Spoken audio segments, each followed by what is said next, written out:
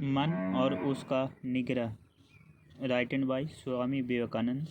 अध्याय 2। मन पर संयम पाने की इच्छा शक्ति को दृढ़ कैसे बनाएं। अध्याय 2। ऐसा कहना असंगत होगा कि मन को वश में लाने के लिए हम में कोई इच्छा शक्ति नहीं है। हम में से प्रत्येक के अपने भीतरी संघर्ष है और इसी से इच्छा शक्ति का होना सुचित्र हो जाता है। परंतु यह बात अवश्य है कि बहुतों में मनोनिग्रह की यह इच्छा शक्ति विशेष प्रबल नहीं हुआ करती।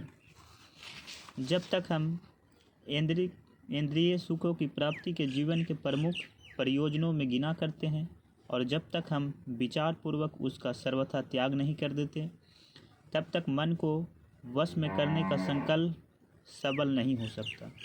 इंद्रिय सुख की लालसा वास्तव में नासूर के समान है, जो मनोनिग्रह के संकल्प को चूसकर स्थिर कर देती है।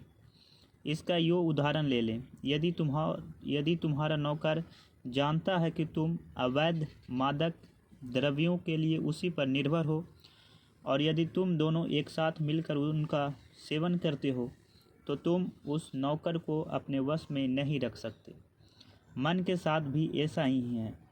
जिस मन को हम इंद्रिय सुखों की खोज में तथा उनके भोग में लगाया करते हैं, उसे तब तक वश में नहीं लाया जा सकता जब तक हम सुख की लालसा को छोड़ नहीं देते। सुख भोग की स्पृहा को त्याग देने के बाद भी मन को नियंत्रण में लाना सहज नहीं होगा, क्योंकि वह पुरानी यादों को उठाकर हमें सदैव परेशान करता रहेगा। सुख भोग की स्पृहा का त्याग जिस परिमाण में बली और तीव्र होगा, उसी परिमाण में हमारा मनोनिग्रह का संकल्प भी सुदृढ़ होगा। जब तक सुख पाने की लालसा बनी हुई है, तब तक चाहे हम जो करें, हम मन को किसी भी प्रकार पूर्ण नियंत्रण में नहीं ला सकते। इसका तात्पर्य यह हुआ कि जो सुख प्राप्ति की स्पृहा छोड़ने के अनिच्छुक हैं, वे ऊपर से चाहे जैसी घोषणाएं करें, पर वस्तुतः मनोनिग्रह के चाह में उनमें विशेष नहीं है। सुख भोग की स्पृहा के त्याग का अर्थ आनंद प्राप्ति की स्पृहा का त्याग नहीं है। सुख का अर्थ है इंद्रिय सुख का उपभोग, या कि जैसे श्री रामकृष्ण देव कहा करते थे, कच्चा में की त्रुटि ये दोनों आनंद की प्राप्ति में बाधक है। यह आनंद ही जीवन का परम लक्ष्य है और उसे पाने के लिए हमें सुख और दुख दोनों से ऊपर उठ जाना पड़ता है। अतः आनंद प्राप्ति की इस इच्छा को छोड़ने का प्रश्न ही नहीं उठता, क्योंकि हम सत्य चित आनंद स्वरूप हैं और यह आनंद हमारी पूर्णता का अविच्छिन्न अंग है। सुख भोग की स्पृहा का त्याग करने के लिए किन उपायों का अवलंबन करना चाहिए, इसकी चर्चा आगे चलकर करेंगे। कभी कभी दो विरोधी बातें समान दिखाई देती है। दो प्रकार के लोग ऐसे हैं जिनमें मानसिक संघर्ष नहीं होता। एक तो वे जो पूरी तरह अपनी निरीम प्रकृति के कृत दास बन गए हैं, और दूसरे वे हैं जिन्होंने अपनी निरीम प्रकृति की पूरी तरह जीत लिया है।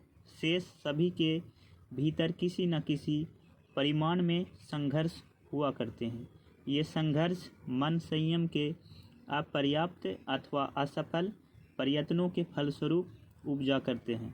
अपर्याप्त प्रयत्न हमारी दुर्बल इच्छा शक्ति तथा मनोनिग्रह के उपायों की जानकारी के अभाव से सूचक है।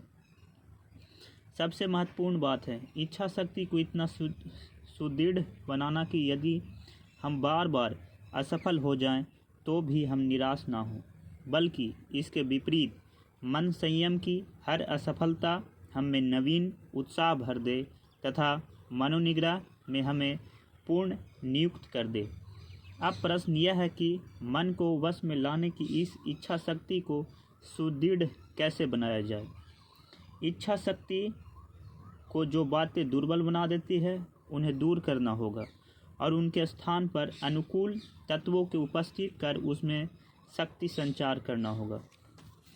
यह संभव है कि हम में से कई लोगों ने मन के साथ संघर्ष किया होगा और कई बार असफल हुए होंगे। अतः स्वाभाविक ही ऐसे सोचते होंगे कि मनोनिग्रह हमारे बस की बात नहीं है। इच्छा शक्ति के कमज़ोर होने का दूसरा कारण यह भी है कि हम में से अधिकांश यह स्पष्ट धारणा नहीं कर पाते कि मनोनिग्रह में वास्तविक बाधा कौन सी है।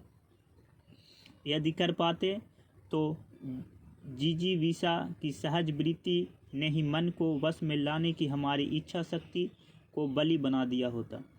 मनोनिग्रह में असफल हो जाना ऐसी कोई कारण नहीं है कि हम अपने को अनुचित रूप से कोसते रहें। अच्छे से अच्छे पुरुष के लिए भी मन का संयम सहज बात नहीं है। इसका कारण यह है कि मन बड़ा चंचल है।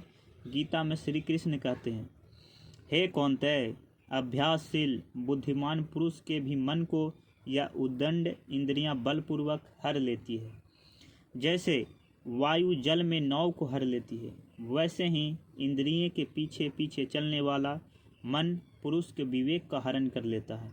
बुद्ध उपदेश देते हैं, मनुष्य हजारों मनुष्यों को युद्ध में हजारों बार जीत ले, पर उससे बड़ा युद्ध विजेता वह है जिसने एक अपने पर विजय प्राप्त कर ली है। इन उदाहरणों से हम समझ सकते हैं कि मन का निग्रह संसार में सबसे कठिन काम है। यह वास्तव में एक विरोचित कार्य है। अतः यदि मन को वश में लाने का प्रयत्न में हम यदा कदा असफल हो गए अथवा लगातार ही असफल होते रहें तो उससे बहुत गंभीर रूप से नहीं लेना चाहिए, बल्कि असफलताओं को बढ़ावा मानकर हमें अधिक लगन, धैर्य, अध्यावश और बुद्धिमानी पूर्वक अभ्यास में लग जाना चाहिए। हताश होने की कोई बात नहीं, क्योंकि महापुरुष हमें भरोसा दिलाते हैं कि मन का पूर्ण निग्रह संभव है। अतः समस्त विपरीत विचारों का हमें विधिवत त्याग देना चाहिए। अध्याय 2 कंप्लीट हुआ।